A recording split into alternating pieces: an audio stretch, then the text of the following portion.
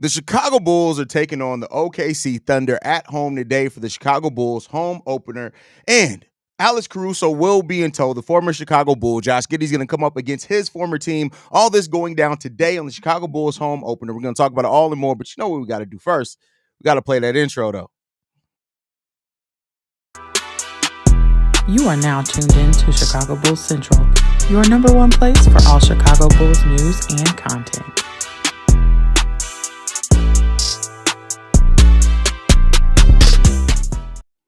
What's going on, Bulls fans? Welcome to another episode of Chicago Bulls Central, your number one spot for everything Chicago Bulls related. I'm the host, Terry Hayes, but more importantly, you guys can follow the channel at Bulls Central Pod for every social media platform we happen to be on. With that being said, let's go ahead and get into the content for today, y'all. And Bulls take on the OKC. Then this is the Bulls' biggest test yet to start off this season. It just is. Like, there's no ifs, ands, or buts about it. This is the team that, in facing the New Orleans Pelicans, we knew they were a defensive team that had people that could fill it up offensively. Facing the Milwaukee Bucks yesterday, we know that they are a big defensive liability team. And the Bulls were able to exploit that, right? This is a team that is sound and solid on both sides of the ball. They are only averaging 87 points per game through the young part of the season so far.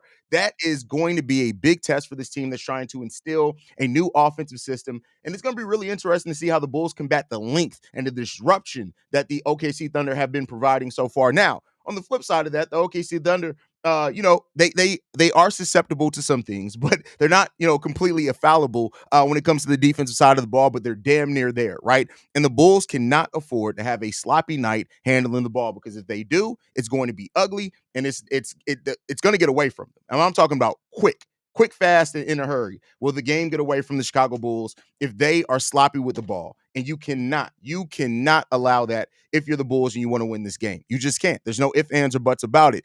If the Bulls play sloppy offensively today, with the way that the OKC Thunder last year, they led the league in deflections. Shai Gilgeous-Alexander was number 1 or 2 with overall deflections as a player, and Alex Caruso was also in the top 5.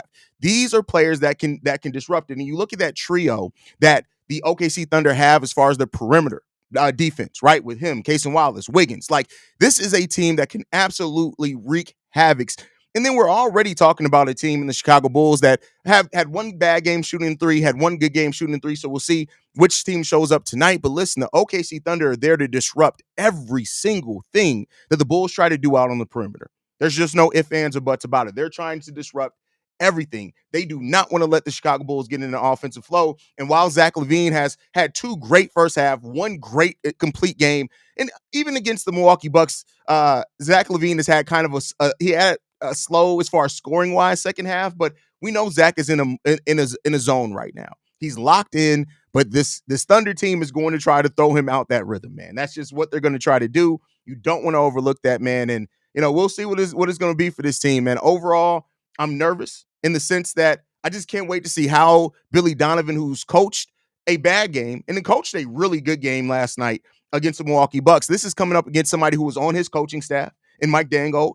And so this is going to be an interesting coaching battle on top of the battle that's going to be out there on the court for these players. And that's going to be fun to watch as well. So, we'll see what it comes down to, man. Overall, like I said, I got my things that I'm worried about, but I got things that I think could go the way of the Chicago Bulls as well. We got Bulls Troy in the building. Says, what's good? What's going on, Troy?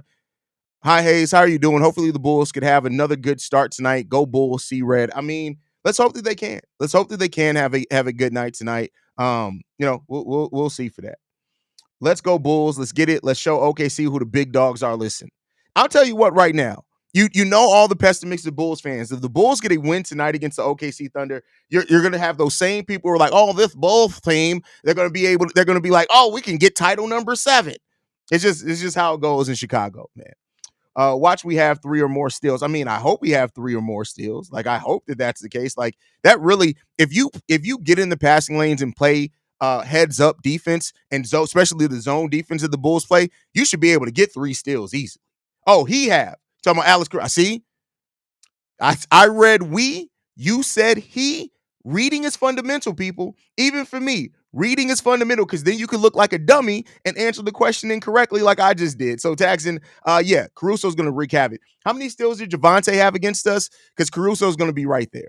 Hope Giddey continues to do his thing, but I'm going to stay quiet. Yes, I'm talking about keeping quiet because of certain someone and dumb takes. Oh, yeah. I mean, listen, it's just funny to see him back. Like it's at the end of the day, like you sometimes you just gotta let people be them, man. And you sometimes you gotta let people be them. That's all I can say. Because sometimes people just like to hop around in their opinions. It is what it is. Those that get that get that. What's good, Hayes? Just came back after playing street ball and getting 7 wins, but real talk, let's see the Bulls use this opportunity to show out against the OKC tonight. I hope that they can. I hope that they can. I know this is wishful thinking, but this is a game. If Patrick Williams, I would love to attack Jalen Williams. Just a little observation. I mean, listen, Patrick Williams should be able to attack anybody. The combination of speed and strength that Patrick Williams has should get him into a situation where he can play really good on both sides of the ball, right? He can take advantage because while Jalen Williams has some size, he doesn't have Patrick Williams size, especially not that Patrick Williams is almost 240 now, right?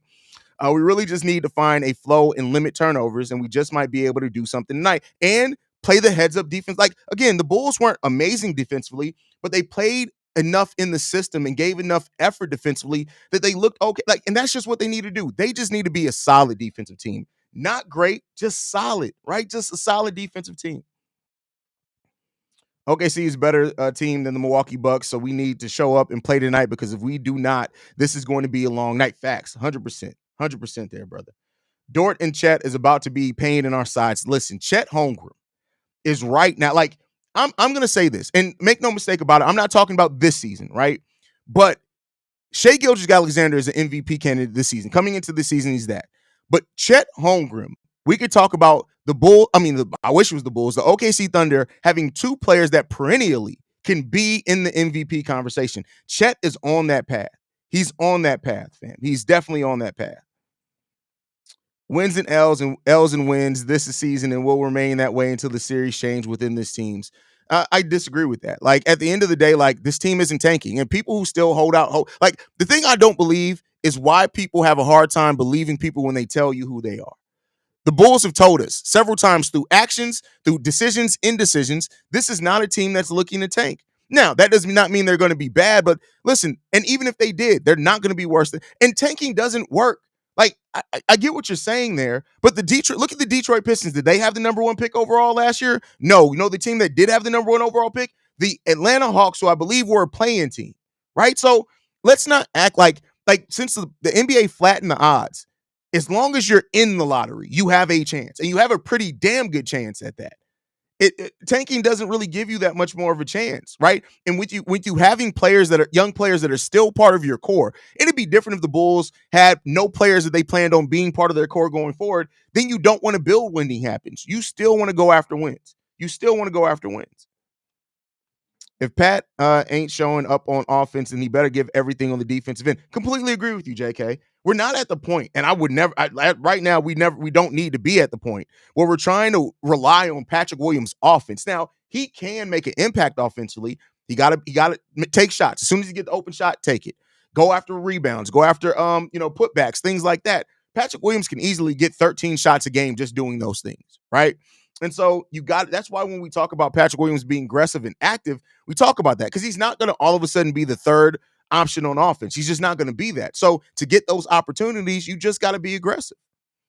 Do you think Caruso is going after Zach first or Kobe? I know OKC plays good team D, but what's your opinion?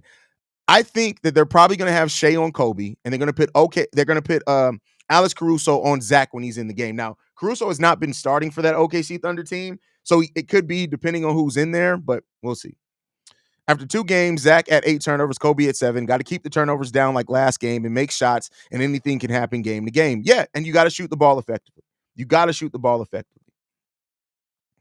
OKC Coach D going to put Giddey's nuts in a vice today. Lonzo and Kobe and I are going to have a game to have a chance. And Nikola Vucevic. Like, Nikola Vucevic has been really important to the Bulls being able to go on runs. I think that's going to continue to be important. If Vooch keeps playing effective, shooting the ball effectively, right?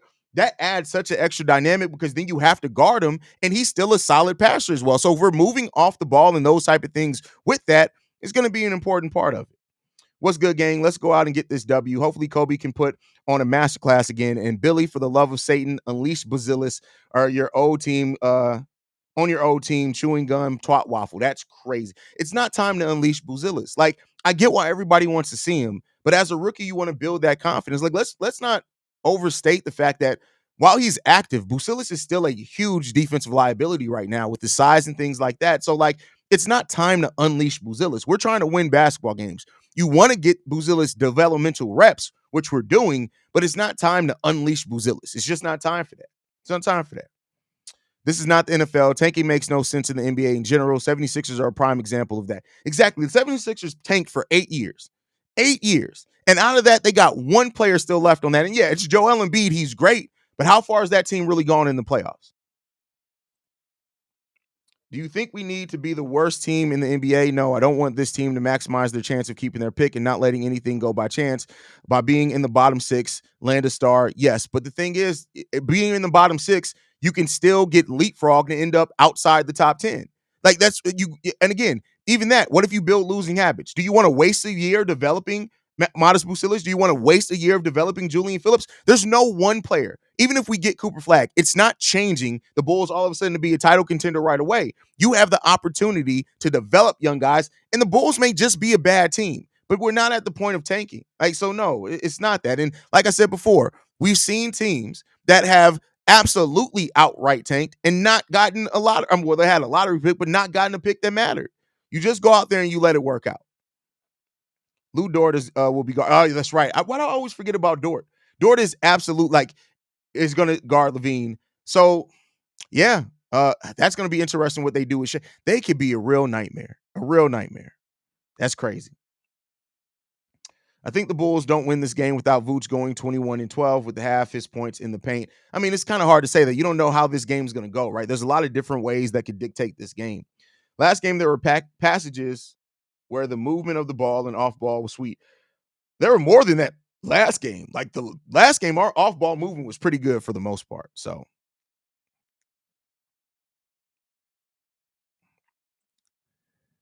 I think the Bulls don't win this. Oh, I already read that one. Not if you're the bottom six, you don't have a chance. Yes, you do. You can. The lottery is now the 4 picks. Oh, well, yeah. Math again, Hayes. Math again. Well, it depends on how low they come. So no, you still have a chance to be outside the 10, but it's a small chance. But again, all right. But then what if you draft the wrong person? Like it's there's no certainty. We've seen stars come from number 10, right? In this type of draft, like you just want to do your scouting right. I want to let Modest get like 12 minutes a game and get used to NBA speed. Let him learn from the veterans on what it takes to compete at the highest level. He can learn from the veterans without necessarily being in the game 10 or 12 minutes. Like, do you see the leap Jimmy Butler made from year 1 to 2? And Jimmy's not like Jimmy played a lot of minutes, 1 or 2. So I'm just saying. Trying to justify tanking with Embiid leading the way is like reporting a fender bender on a 200. Exactly, right? Like there's tanking generally does not work. It does not work. You can't say the process in Philly without being looked at with disdain. They got Embiid, but how much longer with his injuries? Exactly. Pistons also been tanking for years and still don't look like they getting better. At this point, I'm Cade Cunningham. If this another season of failure, I'm requesting a trade and not waste my time. Great point there. First chat, bless you all. Hey, shout out to you, Julian. Thank you for joining us. What sort of reception will Giddey get from the Chicago crowd? Some members of the New Orleans crowds. Oh, listen, Giddey's going to get until it's going to be 50-50. Like you got people who are going to boo because they don't actually know what happened, but we'll see. We'll see. Oh, no, I hear you about the uncertainty. It's all about maximizing your chances. Do I know who's going to be the best player in the draft? No, but ensuring we keep our pick is the number one. But it's not. Like, that's not where this team is. I get that may be the number one priority for a lot of fans, but it's not. Like, and we can't force that. We can hope all day long, but if this front office, and like, what do you, like, we have players that are trying to compete for something, right? That are trying to out to prove something. I'd much rather, well, let me not say much. At the end of the day, it's this. We're going to see where it's going to see. But this team is not tanking, and they're not going to suddenly start tanking. Now, they just may be naturally bad, but they're not going to all of a sudden start tanking. At this point, lottery odds are not a guarantee. Look at the Hawks getting the first overall. The Pistons were the most ass team in the NBA. Exactly. Welcome, Julian, Chris. Oh, shout out to Bulls Troy for welcoming new people. Bro, niggas don't remember them dark days, Bulls tanking a 17, 19, 20-ish, and with all them picks, we didn't draft right besides Kobe. That shit let us with a loser mentality for years. Facts. And it's hard to beat that. It's hard to beat that. Hold on. We got a guest. What's What's up? the word? What's good, bro? What's up, bro, man? I'm geek for this game, man. It's a very interesting game, bro. And I want to get in on with my bro. What's I up, feel bro? you, man. You know, you always welcome to the pregame show, bro. Always welcome in general. Like, hey, man. First of all, I gotta ask you about this, bro. How you feeling after that Illinois loss, bro? I feel It humbled. was ugly. It was ugly. I'm humbled. Yeah. I had to give my respects to Steve. He was right, but we had an argument on there. That still doesn't mean Illinois isn't good. It's just levels to this, okay? It's just levels. That's it. Yeah. He humbled the hell out of me, though. I ain't gonna lie. Yeah. Hey, bro. Listen. I did think Oregon was gonna win, but I didn't think it was gonna be like that, bro. Like, Bro, did you find out what was the final score? Because I stopped looking. I ain't want to keep looking. weren't y'all live? Y'all stopped? You were live? We You stopped stopped halftime. It was 35-3. I was like, okay, that's it. 38-9 was the final score, bro. Oh, they showed mercy. That's good. Yeah. Jesus, bro. It's crazy. It's crazy. But how you feeling coming into that? I know you're excited, but what's your we've seen in the first. I look at it this way, right? We've seen out of 8 quarters, it's been 6 really good quarters for the Bulls. Because even that first half against the Pelicans were good. So we've seen one half so far of just bad basketball, bad turnovers, bad defense. For the most part, the offense has been way more positive than negative. How you feeling? I think this is a great example of how the Bulls want to play their last game against the Bucks. And the key word is pace, pace, pace. We need to be pushing the ball at every chance and every turn that we can. And you can see the positive effect that it's happening on individual players. Like Nick Vooch. When have you seen it? We talked about this on the NBA Central podcast. When have we ever seen Nick Vooch so open in front of the basket, those easy rim runs that he's got? It's been a while since we've seen it, or if we even seen it. How about the spacing on the floor, especially in that fourth quarter with Zach LaVine and Kobe White? They're such a threat from the 3-point range, and they can also attack as well. And there's so much spacing there that it's just revitalizing as a Chicago Bulls fan to see it. And then you add in the complementary pieces around. You see Patrick Williams. I must show him some respect. He showed up and had a pretty good game yesterday. I mean, that doesn't excuse him for the rest of the season. He still got to put games together and be more consistent. But you got to be happy what he put out on the court yesterday. So if this is the way we can play, I am very intrigued if they can keep this going on. I don't know if they can do it. They're going to have to show improve. But this is a way that they can play and be competitive each and every game. Absolutely. I mean, and this is the thing that I was really encouraged by in this game is like how when they needed it, like really when you look at Zach LaVine in the second half of the game, he went 2 of 8. And he recognized early on, like, hey, my shot's not falling. Kobe's getting hot, so let me do other things. And so that's not something we've always like. Sometimes when Zach isn't like getting a bunch of shots, he's gotten disengaged, right? Like, and so to see him stay active and see that balance between really Kobe White, Zach LaVine, and Giddey in that guard rotation. Now it did lead to Giddey only playing 25 minutes, whereas like the other starters play 30-something minutes. But I think that goes to show that this could work. I'm not saying that it's gonna work yet. I gotta see. I'm gonna hold out complete judgment until at least 25 games into the season, but at least we're starting to see those signs. And I think that's a big sign too, because those 3 players are really important for this offense working. And then if you add Nikola Vucevic to how good Vooch has been, man, and that's you know how I feel about Vooch in the offseason. And I gotta admit, you gotta call it like you see it. He is very effective. He's running the floor. I joked and said on the laugh call drip that he went from terrible to bad on defense. But I think I'm giving him a compliment, but because he's actually trying on defense. He's not giving you the second and third effort, but he's giving you a first effort. And we wasn't getting that in previous years. And when you was talking about Zach LaVine, I just think he's in a mind state. He's trying to mature as a basketball player, bro. And And that means he's not going to go out there like that Piston game when he dropped 50. That was just a rebellious 50 points. It was just Yeah. like, I could curse on here. Yeah. Fuck it, Fuck fuck it, y'all. Yeah. fuck everybody. I'm scoring the ball. And in this case, all we seen this season, probably you probably can exclude the second half of the first game. But even though I just think he was hot, he wanted to see if he was still hot. He's been a team player for the first couple games. Yeah. And And even in that first game, I'm not saying it because somebody needed to score. Kobe didn't have it, so I'm not even blaming him for shooting a lot in the second half. It was more so the turnovers in that first game. oh, He had a absolutely. third of our total turnovers. That's more so. And my bad for not clarifying. Like if Kobe doesn't have it, you want Zach, you want Vooch, you want other players to step up and be like, all right, bet Kobe doesn't have it tonight. Somebody got to take the shot. So I'm not really holding that against him. But the turnovers, that was a little Oh yeah, different. you just can't. You can't win like that, Drip. And I think he knows that. And Yeah. then it showed up in the second game. He had one turnover, but I would just have to say that doesn't a team like Dual Kobe and threat. Zach, Kobe and Zach is way better than Zach and DeMar. And that's not. I ain't trying to diss DeMar.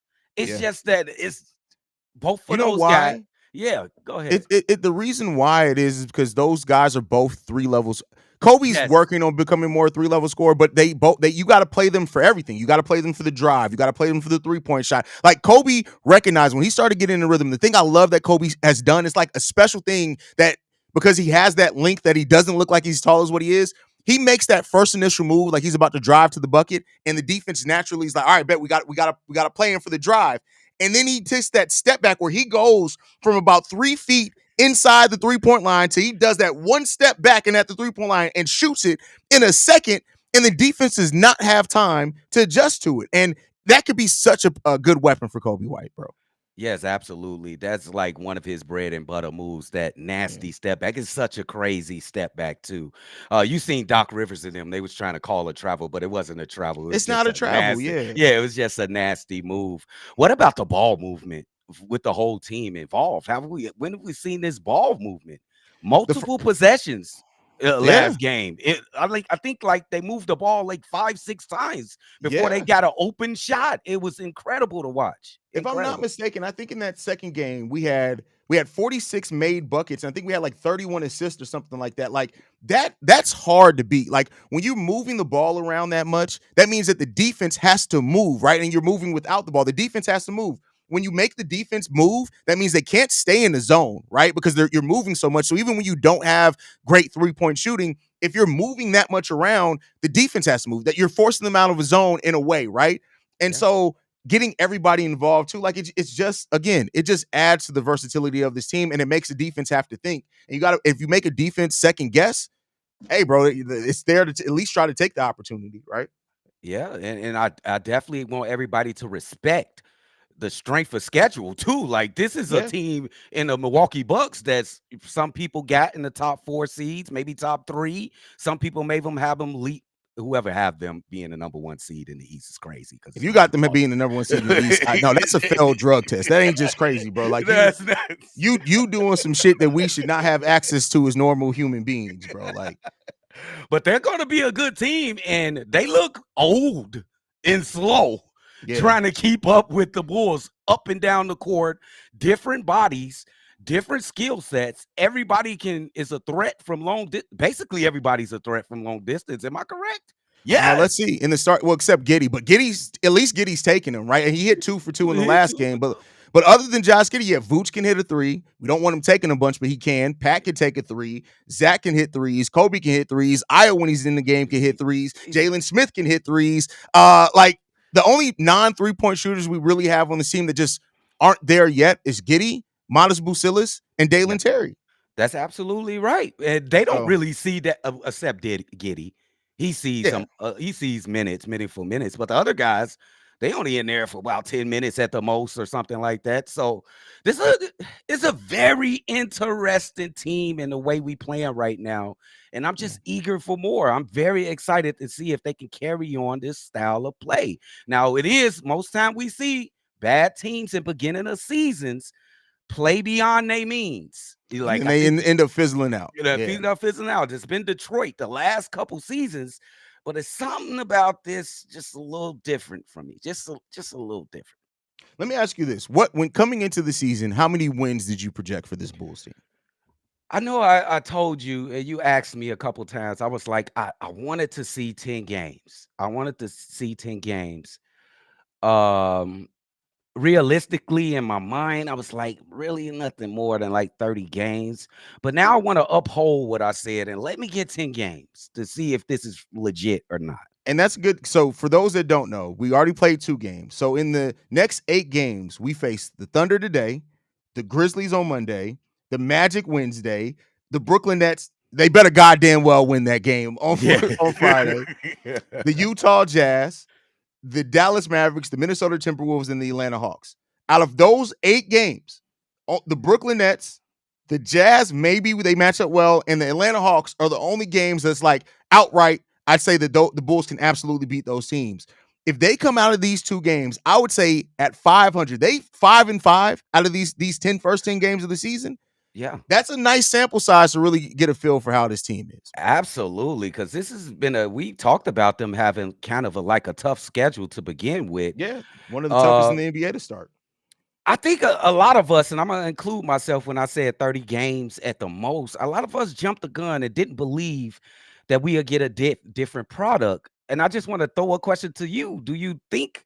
And it might be too early, but I'll still ask you the question: do you think it's a different product? Oh, yes. I think it's safe to say, like, even through when you combine the 4 games, 5 games of preseason, the 2 that we've seen so far, that the Bulls are playing a different. They have actually changed their system. The bigger question that I have, though, isn't have they actually changed the system, is will they stick to it? Because what we saw in that first game, it's easy in the game where you're front running. They were basically front running that whole second half of the game against the Bucks. But I'm glad they still execute. I'm not taking away from it. But I want to see when they start getting in adversity, if they have 2-3 losses in a row, do they then get away from the system? Right? They've changed Absolutely. it. But will this change stick when they start getting punched in the face? That's the question that I have. That is so fair and a true take, and I want to take it to what Zach said, and this is going to the maturity that he said he was coming into this league into this year with. He said, "I know that we're gonna have our bumps and bruises, Mhm. and my job and my team job is to stay the course and don't relinquish." I'm paraphrasing right now, and just stay on course and do not wilt at the pressures of, man, we supposed to be a bad team. We lost 3 in a row. Just keep a level head and keep pushing. So I'm eager to see that when that happens because it's going to happen. This is a Yeah. young team. It's a Every young team goes team. through it. Like it's not even just Yeah. every team goes through a losing streak for the most part. Like so that is going to be a big test if the Bulls have those 3, hopefully not 4 or 5 game losing streak, but they had that 3-4 game losing streak. Does it make them like dig in further as far as like, all right, bet we got to get this together. We got to get back to what we were doing that was working. Or does it make them start panicking and then we start seeing the isolation ball and things like that? So that's going to be an important thing to see. Like it's easy to kind of pull something good when your team's succeeding. How teams bounce back from failing, that's the biggest test to me, especially if you're talking about a team that you want to see excel and maybe get into the play in the playoffs, things like that. Absolutely. And it's all about adjusting from that negative that you have. Let's just take it back to the Bulls versus the Pistons, and the Pistons always busting our ass back in the day, in Yeah. the early 90s. Did we sit and cry about it? We knew what we had to do on the off season. Michael Jordan, you got to get stronger. Scottie Pippen, you got to get more efficient. We got to be more physical out there playing against the Pistons, and we can't be crying up to the referee. So you come back the next year, and you a different team ready for that said thing. This season, it's going to be more compartmentalized. It's going to be more short-minded, if you want to say. You're going to have to find out adjustments really fast. Man, do you think Billy is the guy? I think Billy's been doing a good job, Drip. Bro, I'm not a Billy guy, but I gotta say, Billy's been Billy coached a hell of a game yesterday, man. Billy's A hell doing of a good game. A job, hell of bro. a fucking game, bro. And I honestly got to say, it may have been Billy Donovan's best coach game on both sides of the ball that I've seen him do. Bro, that's not an overreaction or exaggeration. I think this is the best coach game we've ever seen. You got to take into account the youngness, the youthfulness The on this limited team. we only got 2 good on ball defenders. That's well 3 when Lonzo's playing, but like Io and Patrick Williams. And we Yes. still played extremely solid defense. Yes, and, So, don't get me wrong. How many points did they score? I think they scored over 110 or 119 or something. That's still kind of bad. 122. 120. That's bad, but they made stops when they needed to. Yeah, that's You yeah. know what I'm saying? They It was and they. better than I was expecting this team to be absolutely god awful defensively. And Me too. they're giving here's what we'll say. They're coaching these players to make sure they give effort almost every defensive play. Yes, That's going to take you, especially when you have this type of offense, that will take you far in of itself.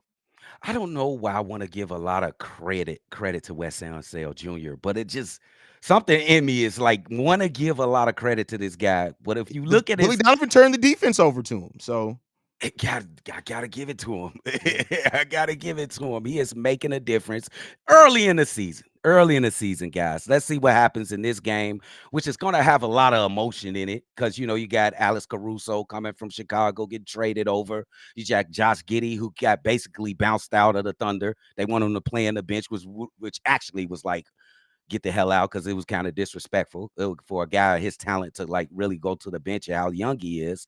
But we'll see. We'll see what's going C-Dub, go look at what the comment from TBO. let me see TVO, man. What TVO say, bro? He must be up there. I don't even see it.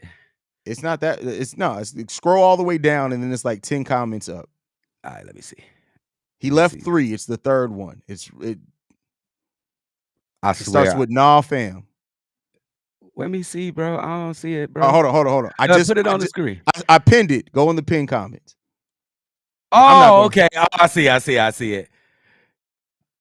Oh, that's just Gilbert dripping. You tried to tell me that's not Gilbert. That's Gilbert, bro. He crazy. I know Gilbert.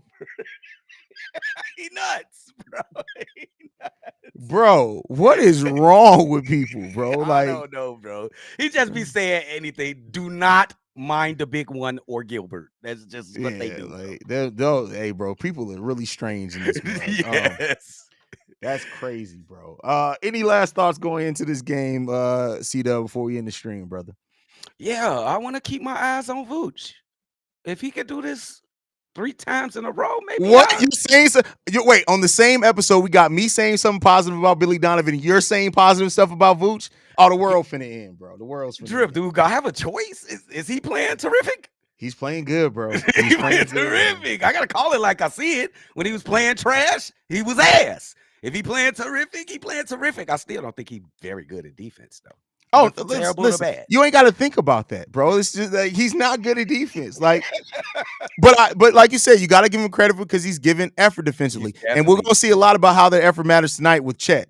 Because oh yeah, I don't like this matchup, bro. I don't like it at all, bro. I don't like it. I don't bro. like it at all, bro. Maybe Chet, you put Pat. Maybe you put Pat on him, bro. You could. Pat's done really good at guarding centers since preseason, bro. Like that. Yeah. It's been really crazy to see how often they put Patrick Williams on centers nowadays, bro. Like, yeah. So maybe you're gonna try to hide Vooch defensively by doing that. So you can't. I don't like how that's gonna look. He ain't guarding him out there, bro. Put Vooch on Lou Dort and let Patrick Williams guard Chet. That's better. I mean, it's bad any way you want to put it, but it's better than having this guy going for like 30. He'll drop 30 on Vooch, bro. He'll drop 30 easy. Yeah, 30 easy with high efficiency at that, bro. Like, bro, come on now. Bro, that's Chet. The way Chet's playing is fucking bananas, bro. Yeah, he's going sense. off. Bro. I think that's what I was saying before you came. I was like, we're really in 3 years, we're gonna talk about the OKC Thunder having 2 perennial MVP because I think Chet can. I think Chet, if he keeps his ascension in 2 or 3 years, he can be a player that's in MVP conversation every year. I can't deny that he got the skill set.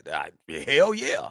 And you got other 2 guys. Don't forget about Jalen Williams, too. That kid, I'm saying he's going to be an MVP. I think he'll never be in the running for that with Shea there. He's an extremely solid player. Yeah, like extremely solid. Yeah. So.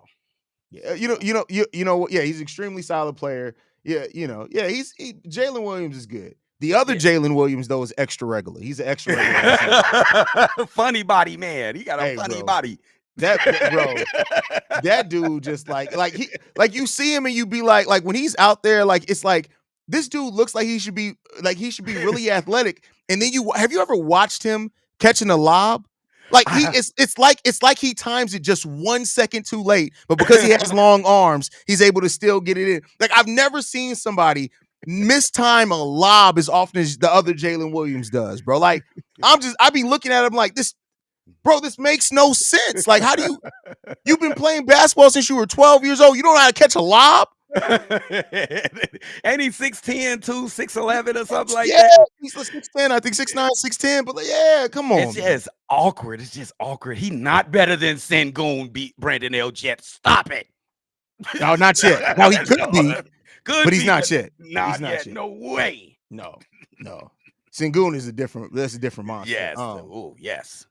But all right, y'all make sure y'all go and support C-Dub over there, man. C-Dub's going to be live calling, I'm sure, today right over at Shy Bulls podcast with the Cognac Boys. Y'all make sure y'all stay in tune with us. By the way, something I wanted to get. Everybody's been asking how you can watch the game. Well, CHSN got a deal with Fubo, I believe is how you pronounce it. And so it's a streaming service anybody can sign up for. It's not region locked. So even if you live in Chicago, as long as you subscribe to them, you can get CHSN games. So while you're waiting on the Comcast or Infinity deals coming through, and it's really cheap. Hold on, let me look because I said I wanted to make sure I give everybody this information. I gotta write this down too. Shit, yeah. Let me write it down. And the pricing. What's the pricing for them? So it's $24.99 a month for the first month, $32.99 per month though. I know that's more expensive than what people want to pay. Some of y'all just need to get the digital antenna, but if you don't want to get the digital antenna, again, basically $33 a month. Yes, it's more expensive than NBA League Pass because it's not just built around the NBA.